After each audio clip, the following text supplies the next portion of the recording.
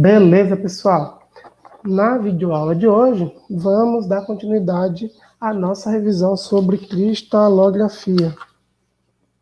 Na última aula, definimos e introduzimos o conceito da rede recíproca e definimos a primeira zona de Brillouin, que pode ser vista como a célula de Wigner-Seitz da rede recíproca.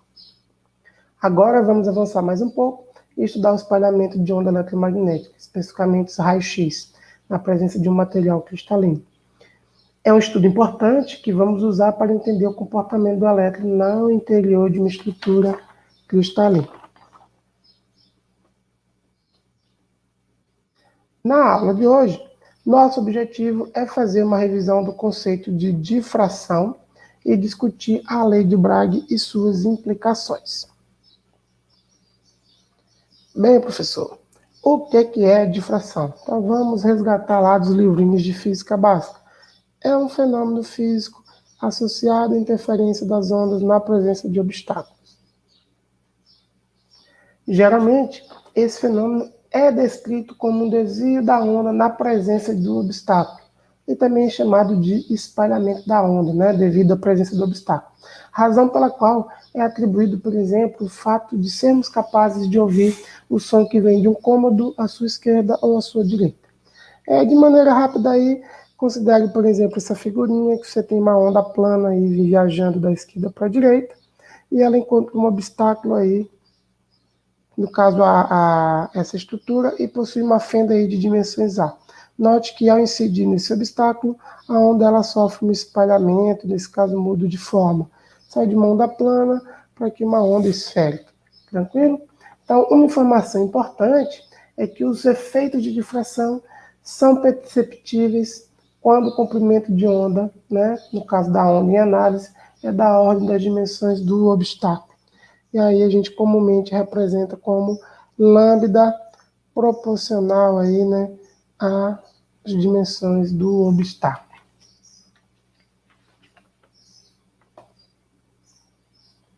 Então, relembrando aí o conceito de difração, bora discutir rapidamente a difração de raio-x em um cristal. Estudo muitas vezes que é denominado espalhamento de Bragg.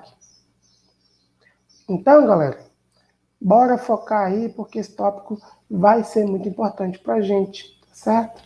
O comportamento dos elétrons aí no interior do sólido cristalino vai ser semelhante, tá, ao que vai ser estudado aí para o caso do raio-x. Além disso, essa discussão de agora vai ser muito importante para a gente aprofundar um pouco mais no significado da zona de Brillouin. Tranquilo? Então, só relembrando, os raios-x são um tipo de radiação eletromagnética que possui comprimento de onda entre 0,01 a 10 nanômetros. Então, é um trem bem pequenininho aí o comprimento de onda. E energia entre 100 electrovolts até 100 kV. Então, comprimento de onda pequeno, energia alta. Beleza, pessoal? Lembre-se que 1 electrovolt equivale a 1,602 vezes 10 a menos 19 joule. E, nesse caso, nós vamos utilizar a energia dada por E, sendo a energia, igual a H vezes Ni, onde o H corresponde à constante de Planck e Ni corresponde à frequência do fóton. Tranquilo? Então, note que falar de difração de raio-x é algo natural quando consideramos as distâncias interatômicas da ordem de 0,2 nanômetros, ou da 2 angstroms. Lembre-se que temos raio-x com comprimento de onda aí dessa faixa. A grande sacada é que vamos avaliar o experimento de raio-x para entender aí o comportamento do elétron em um cristal. Lembre-se, tranquilo, que uma onda eletromagnética pode ser interpretada como um pacote de onda composto por ondas planas, que carregam um momento bem definido, dado por P igual a H cortado vezes K, onde K é o número de onda, mas nós já discutimos um pouquinho que ele vai representar para a gente também a ideia de momento da onda. Tranquilo? É igual a H sobre 2π. E aí, pessoal, é que está a grande sacada para a gente, tá certo? Lembre-se que o elétron, lá também na mecânica quântica, ele pode ser visto como um pacote de ondas composto por ondas planas. E, nesse caso, a gente também consegue dizer que o momento do elétron ele é bem definido e também vale P igual a H cortado K. E aí a gente tem uma conexão entre o que é feito no eletromagnetismo e o que é feito na mecânica quântica para o caso do elétron. E aí a gente vai usar essa analogia para fazer o nosso estudo do elétron na rede cristalina. Beleza? Por isso, adianto sempre que é muito importante começar pela discussão da difração de raio-x, tá bom? No fim das contas, a difração dos raios-x, ela foi uma maneira que os físicos encontraram aí para testar se a radiação eletromagnética era ou não um fenômeno ondulatório, uma vez que a difração é uma característica ondulatória, tranquilo? E depois, posteriormente, também foi usado para testar, né? Vamos colocar dessa maneira, para ver se os elétrons também tinham comportamento ondulatório. Então, no final das contas, descobriu-se, né, que tanto a onda quanto os elétrons aí na história têm comportamento tanto de onda quanto de partícula. E essas duas quantidades, né, essas duas grandezas aí, apesar de serem coisas distintas, têm esse comportamento análogo. E a física que a gente vai usar é semelhante. Tranquilo?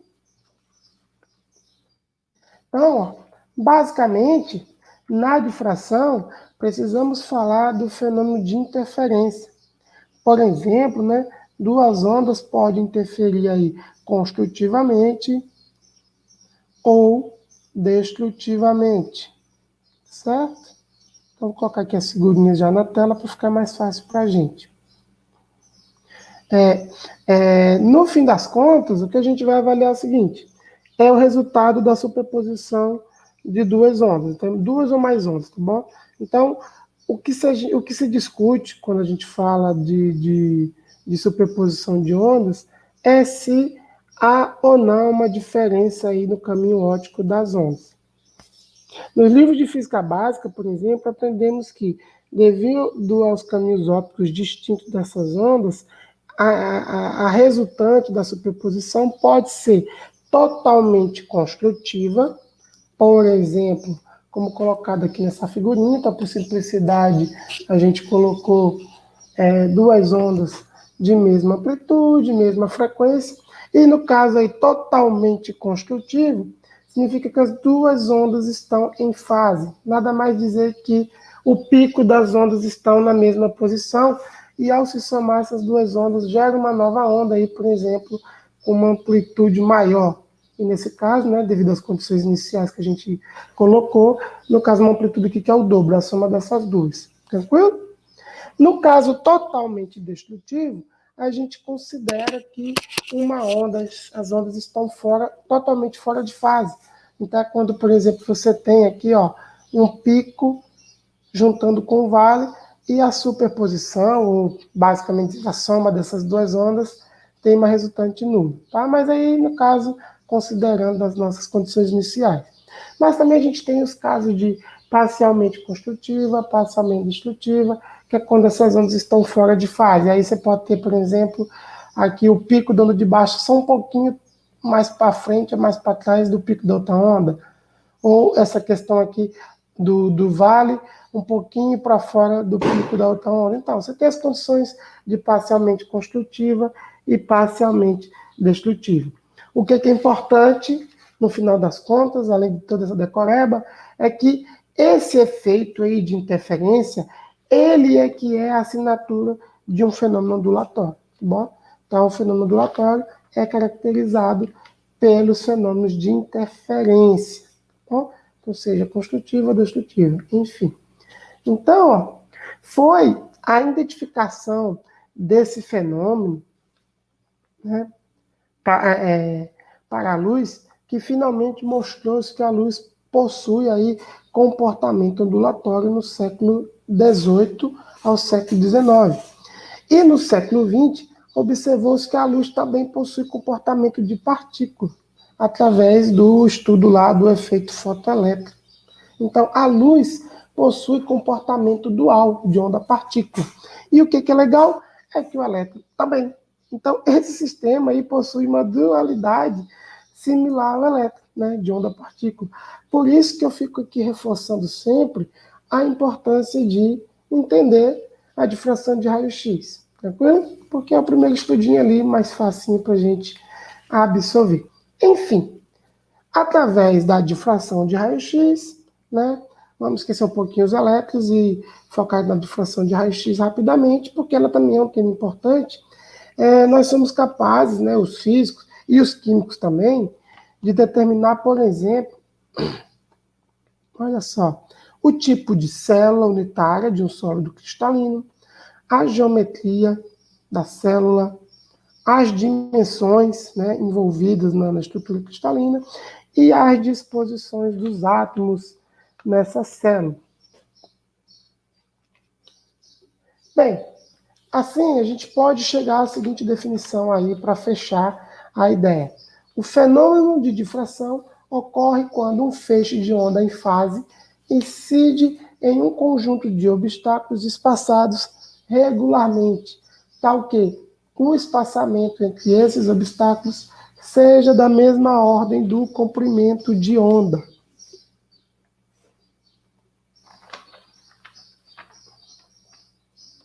Então vamos aqui pegar o nosso exemplozinho, beleza? Então, ó, considere aí a figurinha. Então você tem aí uma estrutura cristalina e você imagina aí uma frente de onda chegando. Então vamos interpretar essa frente de onda aqui por esses raios incidentes. Então incidente aqui, o I é de incidente, tá certo? Então a brincadeira que a gente vai fazer é considerar que esses raios vão colidir aí e vão espalhar, refletir, vamos colocar assim, tá certo? Então, nós vamos chamar esse cara aí de raio espalhado. Então, o nosso Fezinho aqui de espalhado, você pode botar um R de refletido, enfim, não importa não, beleza? É só nomenclatura. O que acontece? Então, vamos considerar que assumir que o nosso cristal de interesse aí, ele tem aí uma distância interatômica D, e eu estou chamando aí de HKL, porque na verdade nós temos vários planos cristalinos, né? Tem que relembrar lá a questão dos planos cristalinos e estado sólido, e esse HKL são os índices de Miller. E aí, fazendo isso, vamos assumir aqui, entre esses dois pontos centrais, nessa distância do plano cristalino, tranquilo?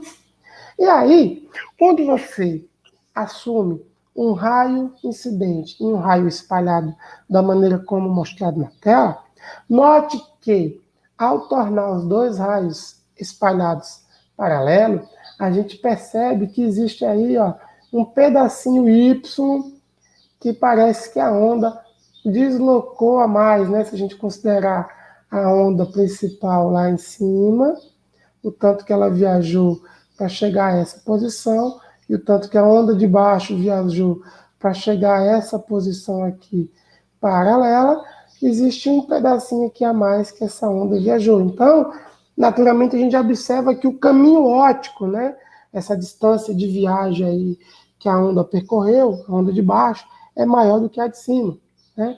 De maneira semelhante, a gente vai ver também que a onda incidente também percorre aqui, ó, um pedacinho a mais, tranquilo?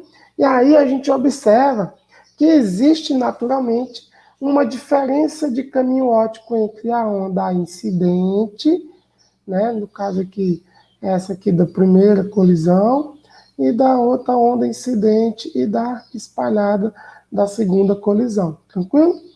O que a gente faz para tentar estudar, aí vocês devem lembrar lá do curso seus de ótica, né, e de ondulatória, é que a diferença de caminho óptico entre dois feixes para que ocorra interferência construtiva, a gente lembra que tem que ser um múltiplo do comprimento de onda.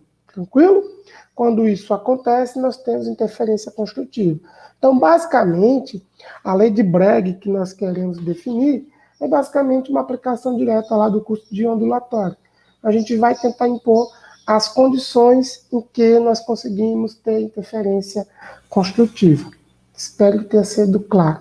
Então, para a gente fazer essas condições, a gente vai tentar montar aí como é que acontece descobrir essa diferença de caminho óptico, que é o que importa para a gente. Então, a gente vai utilizar, diferentemente de como se faz lá na aula de ótica, a gente vai utilizar um ângulo θ em relação à horizontal, e não a normal, como é feito lá no curso de ótica, tá certo? Então, a gente vai perceber que esse sistema aqui é θ, então a reflexão também a gente vai dizer que é especular, ou seja, que o ângulo de incidência é igual ao ângulo aqui de reflexão, beleza? E aí a gente é capaz de determinar todos os ângulos da figurinha aí, ó. Então, para ser rápido, a gente consegue determinar todos os ângulos, e aí fica mamão com açúcar a gente determinar quem é x e quem é y, porque x e y vai ser a nossa diferença de caminho óptico. E a nossa diferença de caminho óptico, basicamente, é x mais y, né? Porque é o tanto que essa onda andou a mais, beleza? Então, a gente quer determinar x mais y. Então, basta a gente determinar x ou y, que a gente sabe determinar a equação 4.5, né? Uma vez que, pela semelhança dos triângulos, x e y são iguais. Então, utilizando aí a trigonometria básica, a gente vê que x é igual a d seno θ. Tranquilo? Logo, nós temos aí a lei de Bragg, que é 2d seno θ igual a n lambda. Então, quando essa diferença de caminho óptico aí ocorre, e ela é um múltiplo de um comprimento de onda, né? Então, n é um número inteiro, 1, 2, 3, até o infinito. Dizemos, então, que é a lei de Bragg que representa os máximos de intensidade. Tá certo?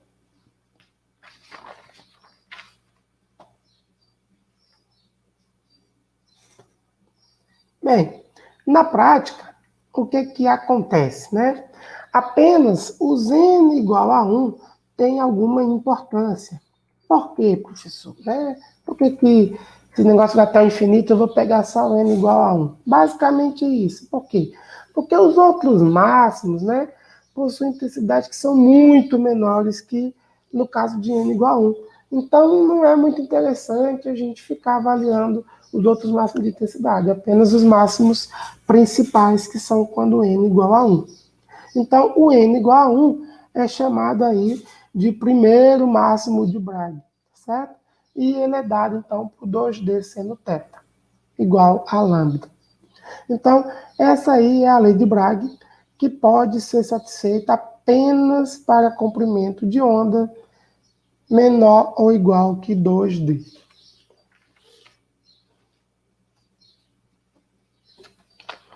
Assim, pessoal, diante aí, ó, da lei de Bragg, já somos capazes de perceber algumas aplicações inerentes ao estudo da difração de raio-x. Por isso já se mostra um assunto que tem que ser do nosso conhecimento aí, pessoal de física e química. Tranquilo? Primeira aplicação, que surge naturalmente dessas ideias, é aí a determinação de comprimentos de onda, tá certo? Comprimentos de onda do próprio raio-x, tanto para um feixe monocromático quanto para um feixe branco aí, que é com múltiplos comprimentos de onda. Segunda aplicação, também permite identificar a intensidade com que cada comprimento de onda comparece no feixe. Então, nesse contexto, a difração aí funciona como espectrômetro.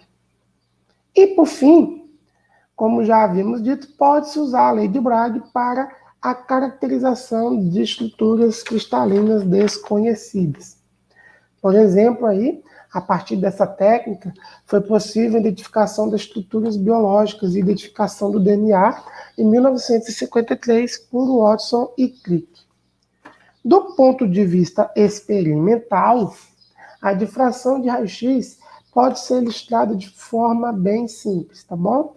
Da seguinte maneira. Então, a gente vai considerar, por exemplo, aí uma amostra cristalina que se deseja analisar, e então faz incidir um feixe aí de raio-x, onde uma parte do feixe segue sua trajetória sem desvio. Tranquilo? Então vamos fazer essa consideração. E outra parte é espalhada e coletada aí por um equipamento que vamos chamar de coletor. O coletor está acoplado ao plano da amostra, de modo que, ao rotacionar a amostra de um ângulo θ, o coletor rotaciona junto. Tranquilo? Então, basicamente, considerando que aí o espalhamento é especular, nós vamos ter, né, θ de incidência, θ espalhado. Então, nós também vamos ter θ, né, por relação aqui de ângulos internos e externos. E note que existe uma relação de 2θ entre o componente que não desvia e o componente espalhado nesse sistema fixo aí. Tá certo? Assim, considerando esse arranjo aí de ângulos da figura, é possível fazer uma varredura dos ângulos nos quais ocorrem os máximos de intensidade. Então, é basicamente isso. Então, o que se faz, né, no final das contas aí? É construir um gráfico de intensidade em função de 2θ. E aí, o pessoal obtém, por exemplo, um padrão de difração como esse aqui, ó, mostrado na figurinha, tá certo? Nesse exemplo aí, retirado do livro do Qutel, o pessoal utiliza uma amostra de fluoreto de cálcio, certo? Aí, ó, o eixo Y é um contador. No caso da gente, é a resposta lá do coletor, né, que a gente coloca para pegar os raios espalhados, e ele mede o quanto de raio-x que chegou, né, ou o quanto de radiação. E o eixo X é o ângulo de Bragg, né? Só que aí a gente considera, lembra lá da figurinha, 2θ, beleza? Note que, com a varredura do ângulo θ, vai se observando aí planos cristalinos, tá certo? Denotado aí pelos índices de Miller. Então, essas intensidades aí são as intensidades de máximos aí para esse plano, né? Por causa do N igual a 1. Então, que a gente consegue realmente obter esses máximos na reflexão de Bragg, tá bom? Vale destacar aí que, muito embora a reflexão de cada plano seja especular, né? Que o ângulo incidente lá é igual ao ângulo refletido, para apenas certos valores de θ, as reflexões de todos os planos paralelos periódicos se somam em fase para gerar um feixe refletido. Na verdade, segundo Qutel, se cada plano estivesse refletindo perfeitamente, apenas o primeiro plano seria responsável por toda a radiação refletida. E qualquer comprimento de onda seria refletido, o que não acontece, né? Então, a lei de Bragg, ela é uma consequência, tá certo, da periodicidade da rede.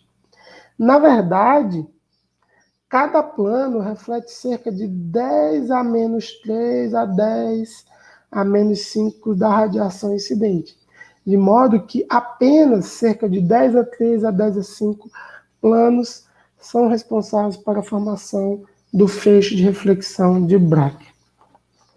Ainda é importante aí destacar que a lei de Bragg não se refere à composição da base dos átomos associados a cada ponto da rede.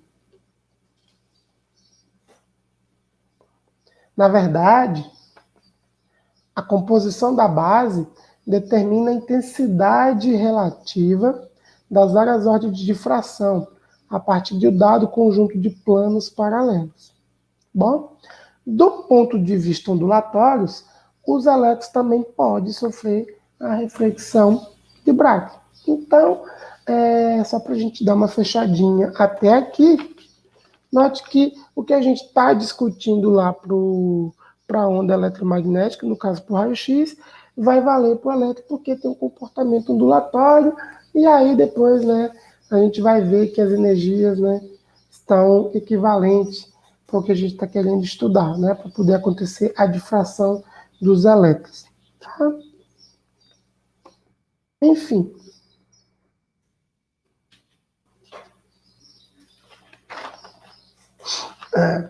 Para a gente aí, então, não perder muito foco, né, e não perder o espírito da disciplina, vamos tentar mentalizar, então, a condição de Bragg diretamente no contexto dos elétrons.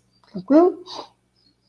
Já que a gente já está observando que existe essa relação do que acontece ali para o raio-x e o que acontece para o elétron, teoricamente, do ponto de vista de espalhamento, tá? Do ponto de vista de espalhamento. Obviamente, quando a gente estiver lá no contexto do elétron, vão ter algumas outras características que vão ser estudadas, que não vai ter mais muita conexão com o espalhamento de raio-x, tá bom? Mas aqui nós estamos focando inicialmente no espalhamento, porque vão trazer algumas conclusões interessantes, beleza? Então, resumindo isso, vamos imaginar aí que os elétrons, ao viajar pela estrutura cristalina, podem ser espalhados por planos cristalinos, tranquilo? E aí, vamos assumir, então, que o elétron possui um momento K0, tá certo? Então, para você não se perder aí, note que nosso objetivo agora, que vamos iniciar essa sessão 4.3, tá certo? É rediscutir a lei de Bragg.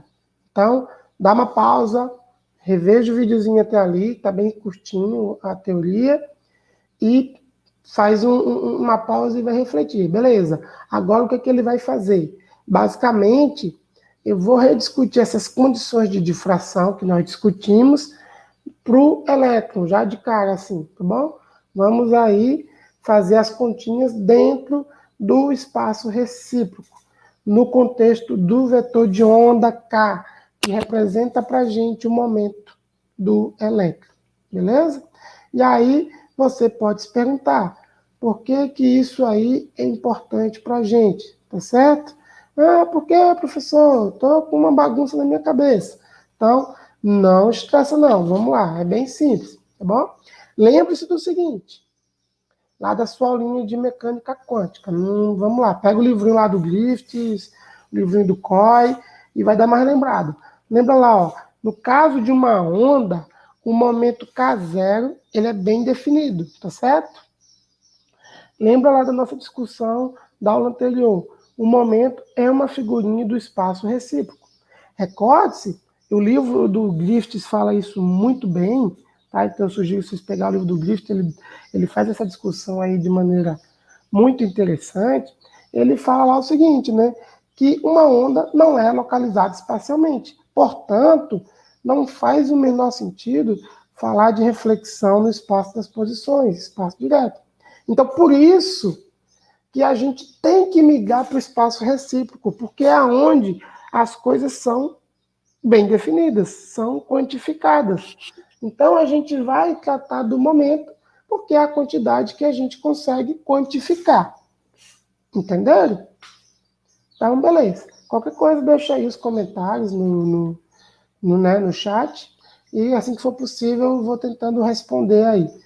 Mas essa aqui é a ideia. Pega lá o livro do Griffiths, que é uma ótima referência para dar uma pensada nessas viagens aí. Tranquilo? Então, assim, resumidamente, o que nós queremos é mostrar que a equação aí, ó, 4.9, que é a variação do momento, eu posso já chamar assim, pessoal, tranquilo? Já vai mentalizando o casinho ao momento, que é a variação de momento, produto escalar, né, com o vetor D, esse vetor D aí tá, né, tá representando, né, um vetor, né, de translação entre os planos cristalinos, é igual a 2πn. E nosso desejo é mostrar que essa equação é equivalente aí, ó, à equação 4.10, em que nós tínhamos lá na aulinha de rede recíproca G escalar T igual a 2πn, onde G era um vetor ali da rede recíproca e T um vetor de translação da rede direta. Tranquilo? O vetor G, em particular, nós aprendemos que ele era um conjunto de vetores que permitia fazer uma expansão em ondas planas, né? Para aquelas propriedades ditas periódicas dentro do cristal, no cristal ideal. Tranquilo? Assim, a nossa estratégia, basicamente, é buscar identificar D como um vetor de translação aí da rede direta, enquanto o nosso ΔK, a variação do momento, a gente quer mostrar que ele é um vetor da rede recíproca. Ele pertence à rede recíproca. Tranquilo? Então, preparados? Bora lá, né? Pau na máquina, para a gente poder fazer essa demonstraçãozinha aí, simplesinha, mamão com açúcar. Então, ó, primeiro, vamos considerar aí a seguinte relação, né? Então, leve em conta que o número de onda K, né, está relacionado aí ao comprimento de onda dessa maneira, né? É 2π sobre lambda. Então, substituindo essa expressãozinha aí na lei de Bragg, né, nós temos, então, na equação 4.12, 2D seno θ igual a n lambda. Então, o lambda a gente vai substituir aí pela relação com K, fica igual a n vezes 2π sobre K. Com isso, nós chegamos aí a 2K seno θ vezes D igual a 2πn. Beleza? Então, dado essa expressão, bora reproduzir, redesenhar o nosso problema e vamos rediscutir a lei de Bragg. Na verdade, vamos reobter a lei de Bragg, no entanto, diretamente no espaço recíproco. E a gente vê se as coisas estão batendo, tranquilo? E aí, finalmente, o que falta mostrar aí é o caráter vetorial aí da equação 4.9, né? Tranquilo, pessoal? Beleza. Então, bora refazer o nosso problema. Então, novamente, aí, ó, considere, né, um vetor incidente. Então, vamos pegar aqui, ó, os vetores incidentes. E a gente já viu que parte da onda, ela viaja sem nenhuma modificação, não foi isso? Ela consegue atravessar o cristal, então é isso que está sendo mostrado. Então, eu vou voltar aqui para vocês, ó. Então, a onda chegou, incidiu, e parte continuou. Depois, a gente já viu que parte também dessa onda, ela é espalhada, tranquilo? Que a gente está aqui chamando de vetorzinho raio R, de refletido, tá, gente? Mas você pode botar um Ezinho de espalhado, para ficar mais coerente com a nossa, com o que é discutido de difração, beleza? Então, ó, quando a gente replica aquelas questões dos ângulos que a gente viu, né? Então, toda essa parte aqui para a gente agora não é tão necessário, mas o que é importante é que, observe aqui, ó, você tem uma onda com momento K0, e o momento K0, se vocês lembrarem do curso de eletromagnetismo, o Kzinho é o vetor de onda, e ele representa também a direção com que a onda está propagando. Então, agora o negócio ficou realmente mamão com açúcar. Porque então, olha só, a direção do K0, ele é a direção da onda que nós estamos desenhando. A direção de K0 é a direção da onda. A direção de KR é a direção da onda espalhada. Então, é fácil ver agora que existe uma mudança de direção. Existe, portanto, uma mudança no momento da onda. Tranquilo? E essa mudança, ela vai ser dada lá, usando as regrinhas de geometria, né, pela diferença de KR por K0, que é o vetor ΔK. Tranquilo?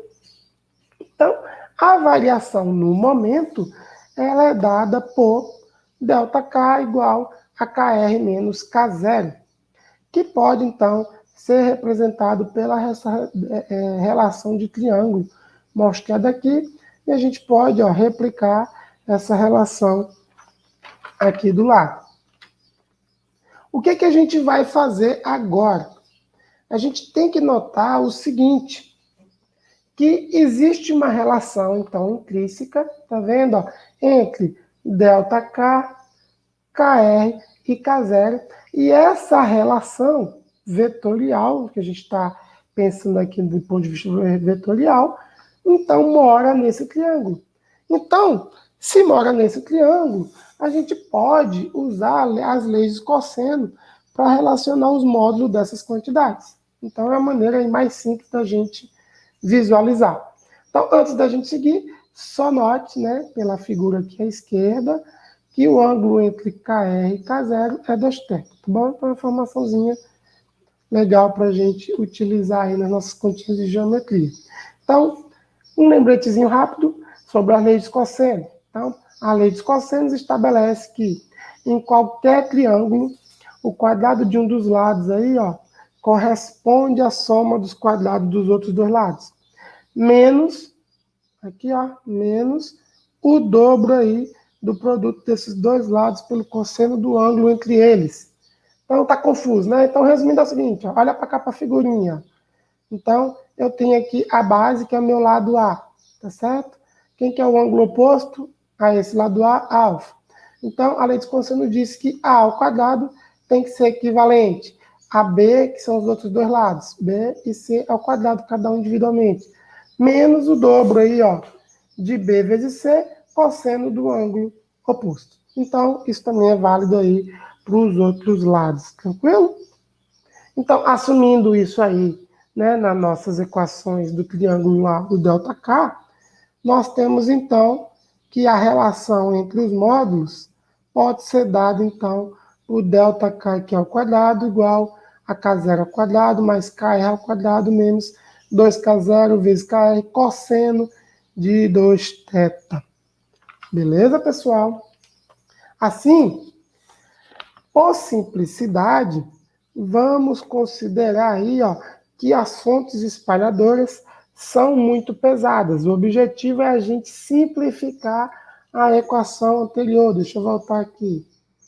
Então, nosso objetivo vai ser simplificar essa equação aqui, ó, que ela tá um pouco feia pra gente. Então, vamos dar uma acochambrada no negócio aí, ó, para ficar mamão com açúcar mesmo. Então, ó, a gente vai fazer essa consideração que as fontes espalhadoras são muito pesadas. Lá no contexto dos raios-x, é verdade. A gente vai dar essa forçadinha na barra também, por causa dos elétrons. O que é praticamente verdade quando a gente considera, né, a massa do elétron em consideração a massa do próton, a massa de um conjunto de cargas positivas. Tranquilo?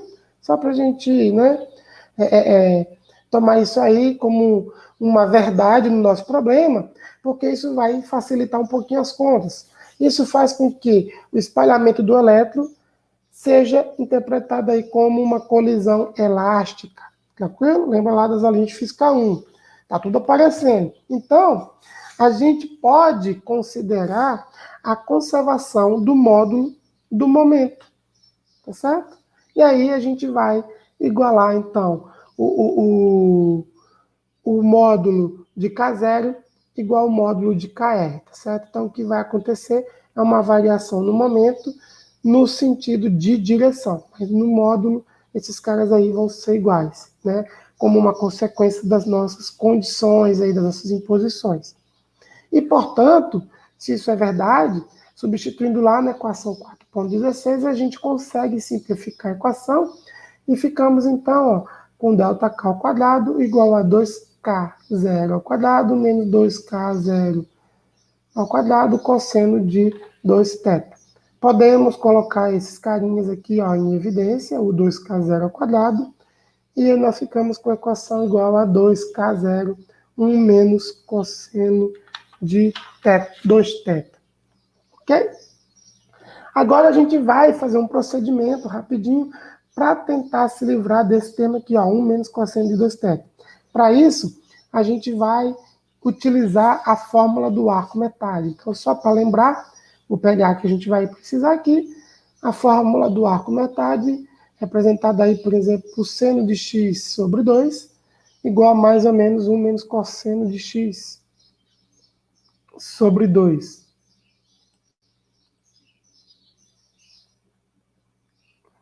Então, temos o seguinte, né? Temos que, se a gente agora pegar e reescrever esse cara aqui ao quadrado, note que na nossa figurinha aqui, ó, eu tenho x sobre 2. Quem que é o meu x aqui, ó?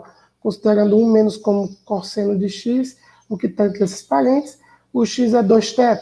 Substituindo, a gente vai ficar com seno de θ, percebe? Elevando ao quadrado, não vai importar o sinal de mais nem de menos, vamos matar a raiz e vai ter um 2 aqui para sobrar para a gente. Tranquilo? Então, a gente vai ter ΔK ao quadrado igual a 2k0 ao quadrado, e entre parênteses 2 seno ao quadrado de θ. Tomando, então, a raiz aí dos dois lados, nós chegamos que ΔK é igual a 2k0 seno de θ. Então, ó, basicamente, falta mostrar aqui ΔK escalar D é igual a 2k0 seno de θ. Beleza?